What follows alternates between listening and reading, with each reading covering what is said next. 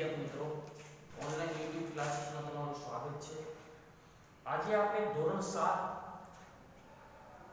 Grammar unit 8 વિશે અભ્યાસ કરશું. યુનિટ 8 ગ્રામરનું યુનિટ 8 પેજ નંબર 39 ઉપર આપેલું છે.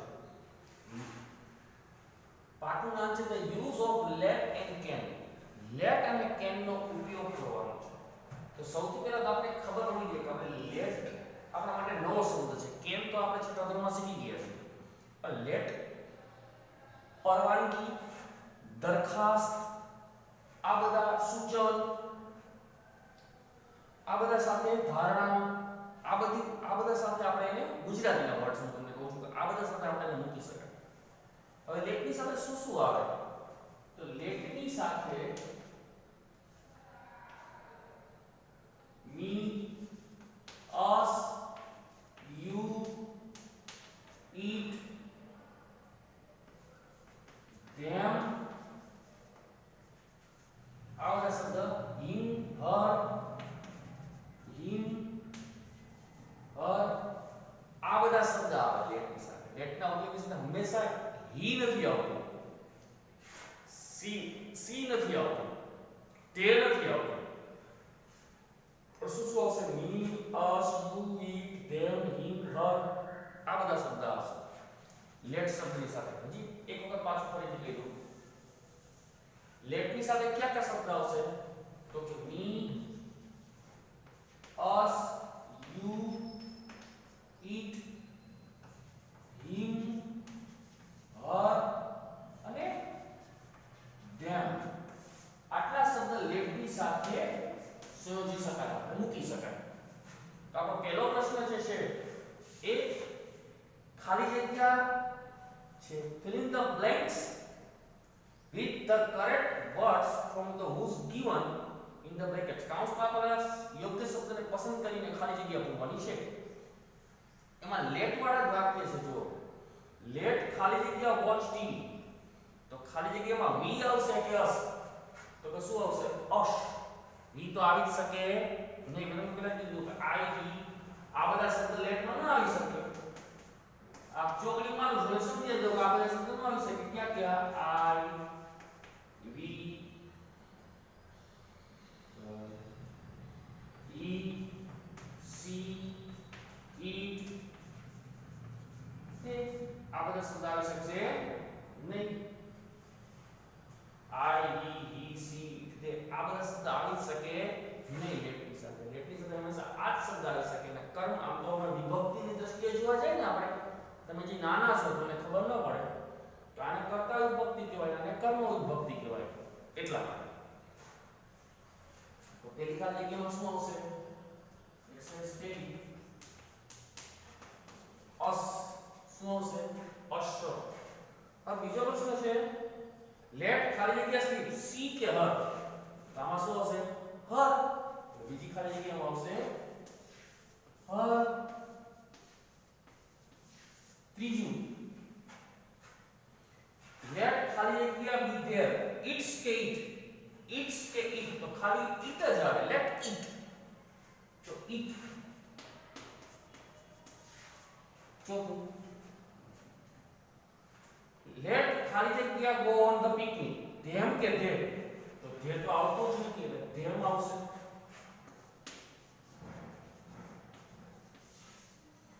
પાંચ લેટ ખાલી જગ્યા ડુ માય હોમવર્ક, માય કે મી?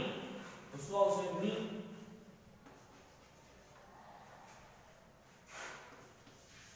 છઠ્ઠું લેટ ખાલી જગ્યા એન્જોય ધ મૂવી, હિઝ કે હિમ? તો હિઝ તો આવી ન શકે એટલે શું આવશે? હિમ. સાતમું લેટ ધેમ હંમેશા લેટની સાથે મૂળ રૂપ જ આવે એટલે ઇટ નો ઇટ જ હશે.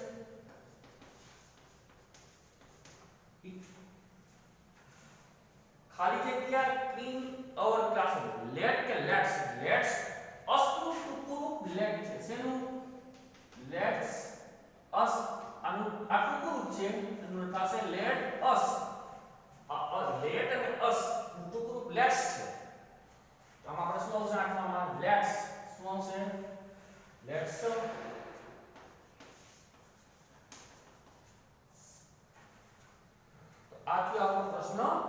પહેલો. હવે આપણે પ્રશ્ન બીજો જોઈએ. બીજો પ્રશ્ન તો ઈઝી છે. આપણે સાતમા ધોરણમાં પણ શીખી ગયા છે કે યસ અને નો માં ટૂંકમાં જવાબ આપવાના છે. જો આપણે લાગતું હોય કે આપણે ચકી ઉડે ફર, કાગળ ઉડે ફર, કઈ ને ટેબલ ઉડે તો નો ઉડે એના જેવું છે. આપણે લાગતું હોય કે આ સાચું છે તો યસ માં જવાબ દેવાનો, ખોટું છે તો નો માં જવાબ દેવાનો. Can you speak English? તમે અંગ્રેજી બોલી શકો? હા. શું કામ બોલી શકીએ? આપણે બોલી શકીએ. Yes I can. બીજો પ્રશ્ન તેના શું? યસ હા હું બોલી શકું છું. Yes I can. બસ ટૂંકમાં જવાબ દેવાનો yes I can. Can an elephant speak? શું હાથી બોલી શકે? તો આપણે કે હાથી કોઈથી બોલી શકે? તો no. No. It can't. Can't નું ટૂંકું શું થશે? કાન્ટ. No it can't. ના તો બોલી શકે નહીં.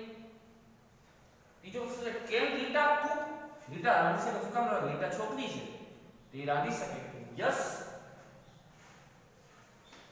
Yes she can. Yes she can. હા રાંધી શકે. પછી છે ચોથો પ્રશ્ન can your father drive a car? પપ્પા ગાડી ચલાવી શકે? પપ્પા ગાડી ચલાવી શકે. તો યસ યસ he can. પાછું can forum dance? Forum dance કરી શકે? તો હા. હવે ફોરમ કેટલીક છોકરાનું નામ હોય, છોકરીનું નામ હોય તો આપણે કોઈ પણ હી સી ગમે તે લખી શકીએ. તો યસ she can. પછી છે question number 3 exercise 3G. Exercise સાવ લેસન નાનું છે આવડવા. Make the following sentence negative using the words given in the brackets for the underlined words. કૌંસમાં પેલા શબ્દ જે છે અને અંડરલાઈન કરેલો શબ્દ છે એને કાઢી નાખવાનો છે અંડરલાઈન શબ્દ, અને કૌંસમાં આપેલો શબ્દ એની જગ્યાએ મૂકી અને આપણે નકાર વાક્ય બનાવવાનું છે. એટલે કેમ હોય તો કેમ નોટ કરી નાખવાનું. આટલું કીધું. તો પહેલું વાક્ય વાંચો જો વિનય કેન સ્પીક ગુજરાતી. કૌંસનો શબ્દ કોઈ મરાઠી, ગુજરાતીની જે અંડરલાઈન કરેલી છે તો ગુજરાતી કાઢીને આપણે શું લખી નાખવાનું છે? મરાઠી. શું લખવાનું છે? મરાઠી. તો વિનય કેન નોટ સ્પીક મરાઠી. તો પહેલું વાક્ય બનશે વિનય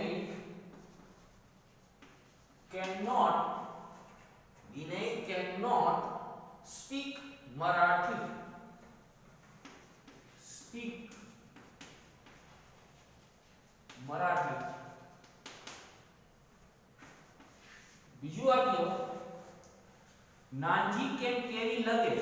નાનજીની જગ્યાએ આપણે લાલજી લખવાનું છે. તો Lalji can not carry luggage. Lalji cannot carry luggage.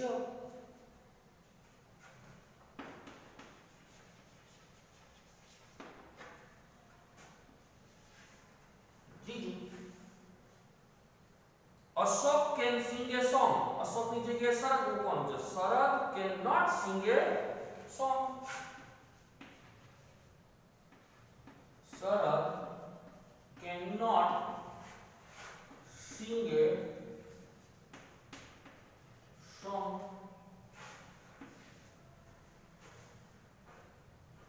A deer can run fast. A deer ની જગ્યાએ શું લખવાનું છે?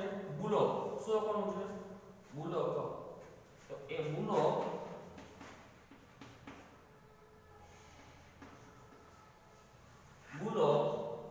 cannot run fast.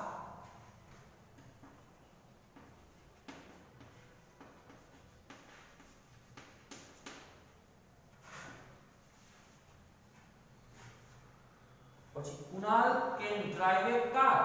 તો કુનાલની જગ્યાએ આપણે કોમલને લખવાનું છે. તો Komal can not drive a car. Komal cannot drive a car. આથી આપણો ક્વેશ્ચન નંબર 3. હવે આપણે ક્વેશ્ચન નંબર 4 જોઈએ. ક્વેશ્ચન જે ચોથો જે છે ક્વેશ્ચન 4 એ નીચેના વાક્યને પ્રશ્નાર્થ વાક્યમાં ફેરવો. ફક્ત ખાલી પ્રશ્નાર્થ વાક્યમાં આપણે ફેરવવાનું છે. કેન આગળ લઈ લેવાનું છે ખાલી બસ. તો એલિફન્ટ કેન સિંગ. તો ચાલો the elephant can sing. તો કે can the elephant sing. બસ પૂરું. પહેલું વાક્ય શું બનશે? can the elephant swim.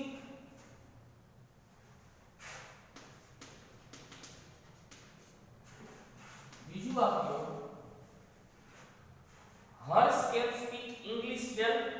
તો can આગળ આવી જશે. can Harsh speak English well. can Harsh speak English well.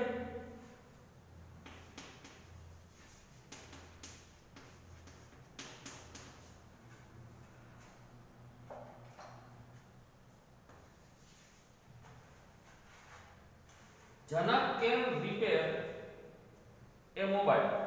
तो can આગળ can Janak repair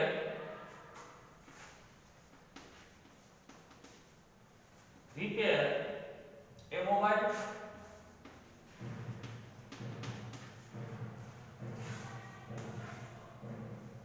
ચોથું જયાબેન can teach Sanskrit. તો can Jayaben teach Sanskrit.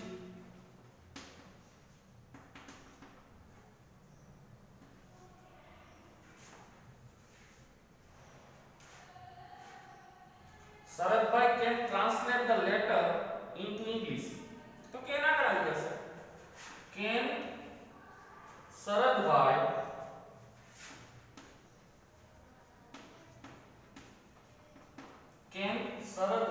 translate ભાષાંતર કરો.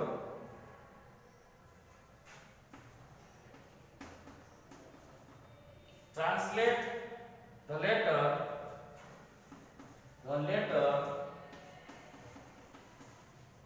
into English. પાછળ ક્વેશ્ચન. તો આ થયું આપણું યુનિટ